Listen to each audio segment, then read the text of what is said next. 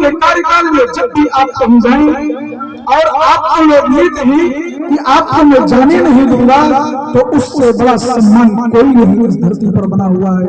क्योंकि जहां पर यह शब्द का उद्बोधन हो जाए कि आपको मैं विदा नहीं करना चाहता हूँ, आप मेरे हृदय में विराजते हैं, तो प्यारे भक्तों, प्रेम से बढ़ करके ना तो कोई समर्पण होता है और न ही किसी प्रकार की कोई दक्षिणा का प्रावधान है। प्यारे भक्तों, इस परिवार में मैं करीब 2 वर्षों से जुड़ा हुआ हूँ।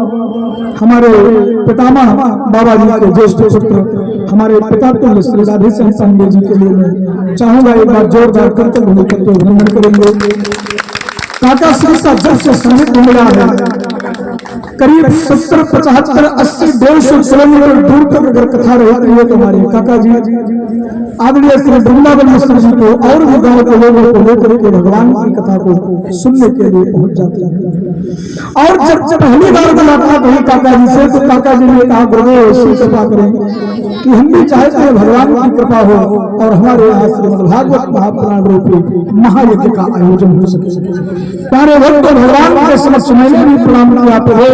काका जी के मुखारबिंद से जो सत्य का उद्बोधन हुआ है कि प्रभु हमें सुंदर अवसर प्रदान करेंगे, तो प्यारे भक्त, मेरी भी बात को भगवान ने सुना है और आज ये शुभ घड़ी इस परिवार में आई है।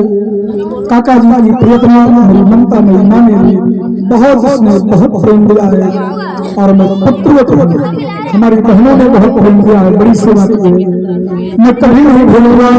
एक चीज और बताना चाहूंगा, इस परिवार में जितने भी सदस्य बैठे हैं, सबका मैं ऋणी हूँ, सबका मैं आभारी हूँ, सबका अभिनंदन करता हूँ। लेकिन एक बात और कहूंगा, जीवन के कार्यकाल में जब आपको ऐसा महसूस होने लगे कि मेरे पास दुख आने वाला है, तो भगवान श्री कृष्ण का स्मरण करिएगा, गुरुदेव भगवान का स्मरण करिएगा, आपके सारे दुखों का नाश होता चला जाएगा और आपको सुख की अनुभूति होने लगेगी। एक और निवेदन है प्यारे भक्तों, इस परिवार में बाबा जी, आपके परिवार में बाबा जी, जब भी अगर किसी पुत्र का विवाह हो तो हमें नेता भले मत देना, लेकिन अगर किसी कन्या का विवाह होगा तो अपने इस बेटे को, अपने इस लाल को जरूर पुकारना, क्योंकि जहां पर कन्याओं का विवाह होता है वहां पर मैं पहुंच करके खुद भी कन्यादान करता हूँ और उनके चरणों का प्रक्षालन करता हूँ। इसलिए मैं यही चाहूंगा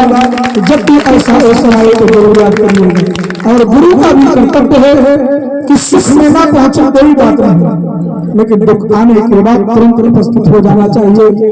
और प्यारे वक्त में विश्वास दिलाता हूँ कि कभी भी अगर मेरे कानों तक ध्वनि आई, इस परिवार में किसी प्रकार का कोई भी दुख हुआ है, तो आपका यह बेटा, आपका यह भाई आप लोगों के फोन का इंतजार नहीं करेगा, चाहे जहां पर रहेगा, आप लोगों के सुख दुख को बांटने के लिए दौड़ा जाएगा।